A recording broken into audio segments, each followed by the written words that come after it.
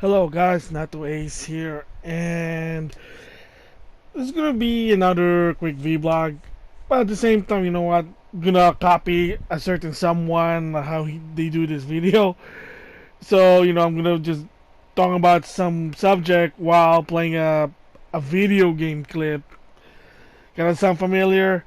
Yes, it's from Reviewtechusa. I mean, it's a common thing.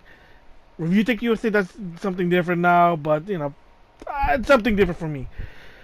And I just want to give a lot of things been happening lately. One, I want to give my more in-depth thoughts about Street Fighter 5, the updates, a lot of things going on, the evil. I know, like I said, I like fighting games, and the people who play sometimes is interesting. Top players and Nintendo, of course, because there been a shareholder meeting.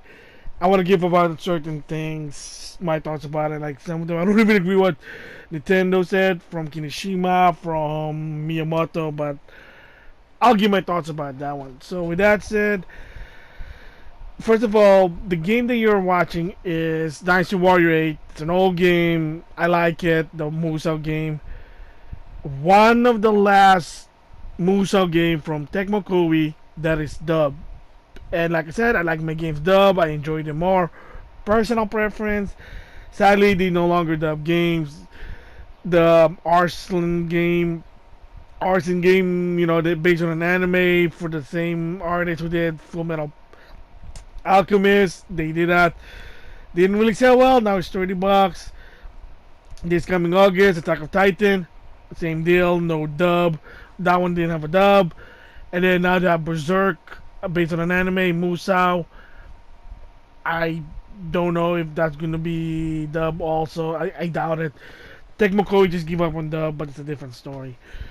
So the first thing I want to give my thoughts again is more in depth into story mode. Like I said before, and I said it again, it's a good start for the casual players. The people prefer their single player mode, but doesn't justify without an arcade mode. You do need an arcade mode.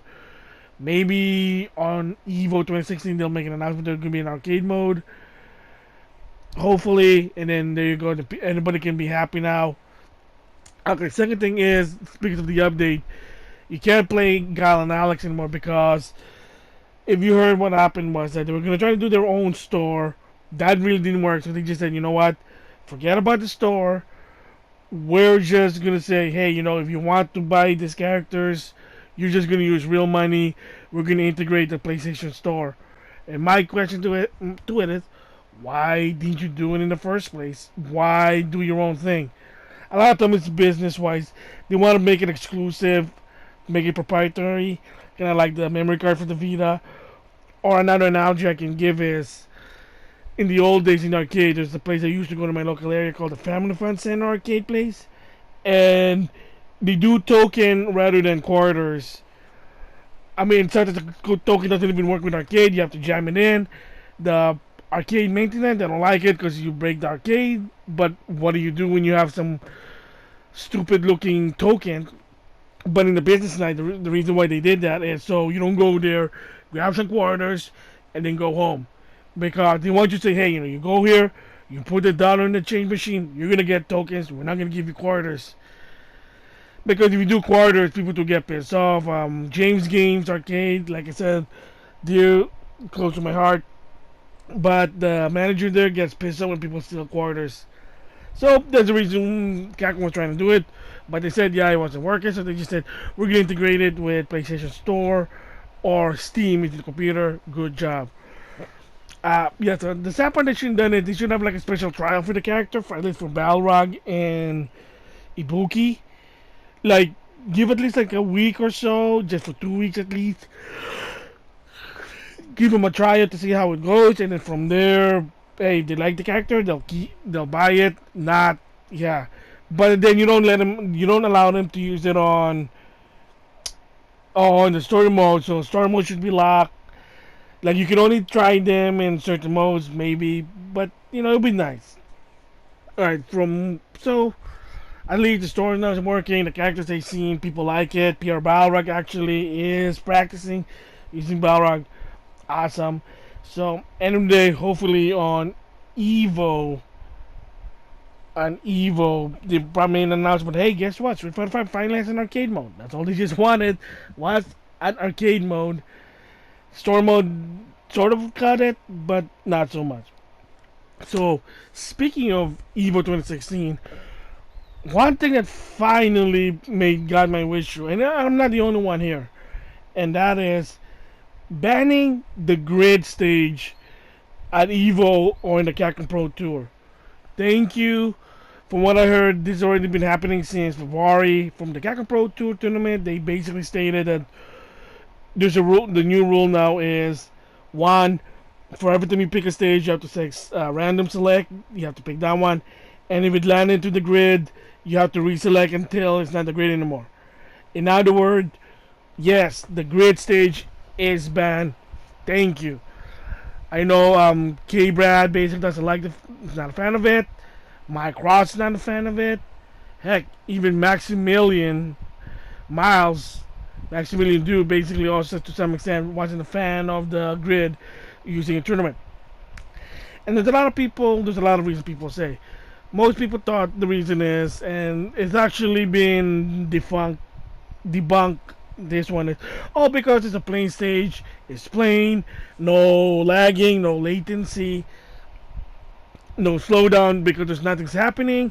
It's just a grid, a light color gray, plain, no distraction. True to that to some extent, but the problem is there's a reason why it's called the grid, and that is those lines are reference to see how much your characters can hit the guy in range. That's basically it. So it's sort of a cheat, in my opinion, it's sort of a guideline or a cheat sheet at giving tournament player or tourney players an advantage. I'm like, hey, if you guys are so good, why do you need a cheat sheet? Why do you need the grid?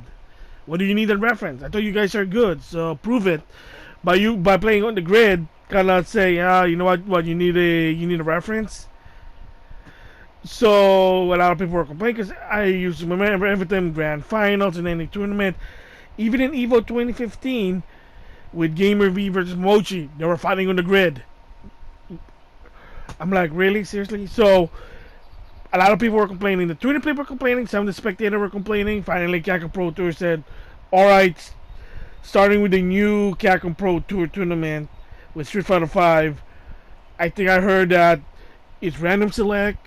And if it lands on the grid, boom, it's out. You can't play the grid anymore. Happy days. So hopefully now Evo 2016 is going to be interesting. People playing on the stage. Some of the believe it or not, Street Fighter 5 stages are pretty awesome. They look awesome. But there is one stage that also is banned beside the grid, and the Kansugi Summer Private Beach. It may be good, but apparently the water side have some flaw. And the flaw is, if you're in the water side, it's actually covering like part of it. So if you use Birdie's banana peel, you're not gonna see it. Chun-Li slides, she goes underwater. Anything that goes to the ground, you can't see it. So unfortunately, the stage may be beautiful, but it sounds like it's some sort of a Smash Brother-esque thing, where the stage is also not an obstacle. That's the thing about Smash Brother. If the stage is the obstacle is also the stage is also an obstacle. That's what it is. So interesting that's banned. Maybe they'll fix it in the long run. And at least the grid is gone. Happy days, man. No grid. So also let's see what happened in Evo 2016. And the last thing I want to give my thoughts is the little quick thoughts here are the shareholder meeting they're talking about things. First of all, why is it NX wasn't on E3? Miyamoto said people were too afraid they might copy them. I mean, it is a possibility, but it's also, who really wants to copy you, Nintendo?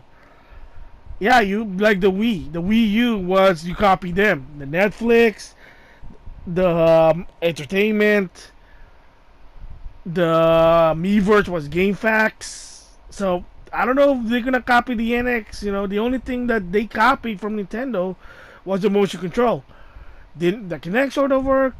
PlayStation Move sort of work, but not so much. So yeah, that's a funny thing. I doubt it.